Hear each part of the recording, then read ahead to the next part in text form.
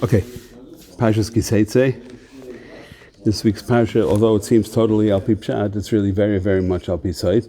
So I'm just going to cover two small inyanim. I shouldn't say small inyanim because every inyan is huge, but the three biggest ones, and they're all connected really, is Kiseitze la Milchama Aleivecha is one, Tzisa Maika Legagecha is two, and of course the main one is Shiluach HaKan, which is way too long to even start. But if you look in the Arizal, it's pages and pages and pages. I think I spoke about it in the past, but this time we'll go this way. So the first pasuk starts off, Kiseitze la Milchama Aleivecha, which Pashup Pshat is that if a person went to Milchemes HaRishus, right? So Milchemes HaRishus, and the Son Hashem Lakecha B'Yadecha B'Shavisa Shivyai. If you want to touch it, I'll be Hasidus or Musa, whatever you want to call it, which they all say, Kiseitze la Milchama Aleivecha means that the Ivecha is of course the Yetzer Hara, and Kiseitze la Milchama, if you come into a place, B'Rishus, you're allowed to go there. And it's a Chatzach HaTaiva, so you have to do what you have to do to get rid of the Taiva. But the way it's going to work over here is, since it's a Milchemes Rishus, and anybody who goes to Milchemes Rishus is considered a major tzaddik. So how could it be that if somebody is such a tzaddik, so then it says, he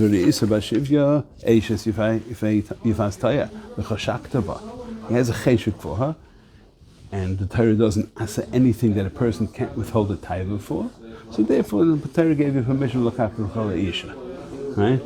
So Arizal brings that this v'chashakta ba, if the guy's a tzaddik, how's it shaykh v'chashakta ba? We're talking about not a Yisraelis. We're talking about I think a Mayavi it says, right? So how can it be?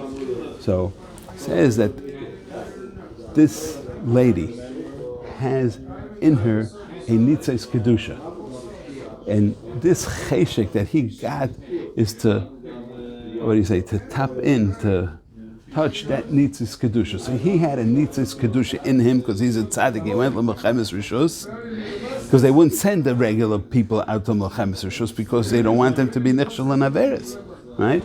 So only the tzaddikim and the Milchemes Rishus. So he got a cheshek because he saw in her that, we call it in English it's called a pintaligid, right? It was that nekuda pnimis that she got.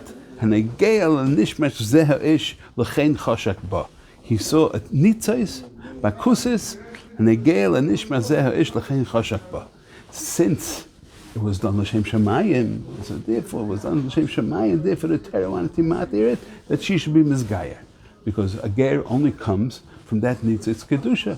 So therefore, Kiseitze la Milchama Aleivecha, right, and Shavisa Shivya, it's true that she's a tzaddik, and therefore, since she's a tzaddik, he's a tzaddik, and she had the nitzitz kedusha. So, and why do you go through all these things? And all these things. And let's say she doesn't want to be migayer, so then you should have to be misalik from her. So that's the pshat in the pasuk of Kiseitze la Milchama Aleivecha, because really it's very short. How could it be such a zach? So I just wanted to mention that. And then I comes out from there, Ben Seira Umayra. How could that be? L'chayra, he hadn't found the nitzis kedusha. So they learned that the pshat is like this. There's an inyan that we're not supposed to be ma'ariv toiv v'ra. This toiv, this ra, don't mix. L'mashal, as meaning by Mekubalim, you're not supposed to go like this with your hands. You go like this, you go like this, you go like that. You don't go like that, you don't cross your fingers. Because you're mixing your minute smile. You don't mix. Once you mix, it comes out of irbuv. That irbuv, which is called the klipa snaiga, is what we're talking about over here. So that irbuv creates a ben seira umayra. It's mixed up. Because it's going the tarbus rab, so you have the rab being mizgaber al the toiv, and the toiv is not able to go past it. That's called me'urav, which is also miloshin erev rav, right? That's why they are what we'll call the bad guys, right? So because it's me'urav.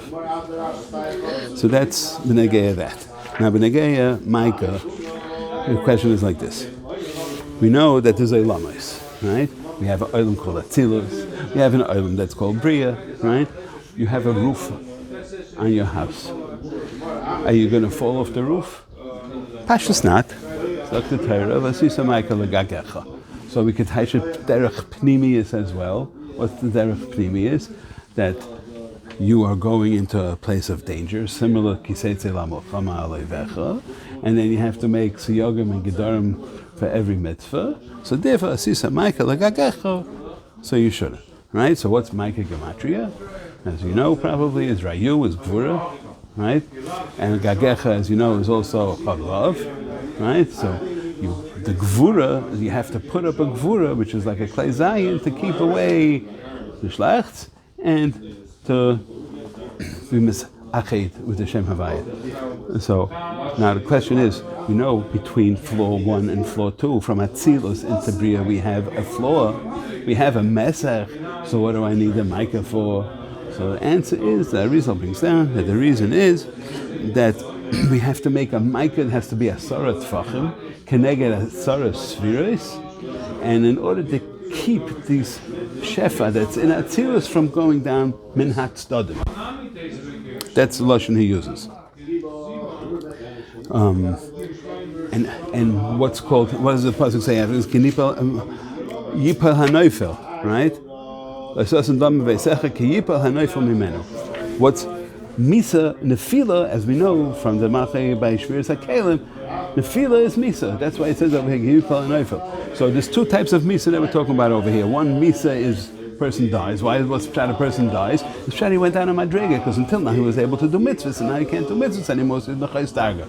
And the same thing will be that if a person is in Kedusha, he's learning and he's doing shtark, and mitamol he decides to chill out, as they say, right?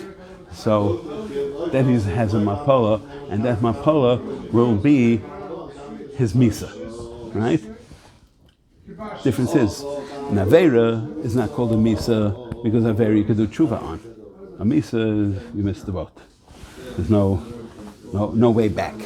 So that's why the Torah is makbid ki yipal hanoifel. It says that if you fall, you will be fallen, because you had an opportunity to save yourself and you didn't go ahead and save yourself. So therefore, you are a noifel. It's a double lashon. Like this, you fall, you get up. But this yipal is noifel. The Torah warned you, dafka. And it goes into all the madregas and the spheres and so forth. That's more or less what I wanted to say.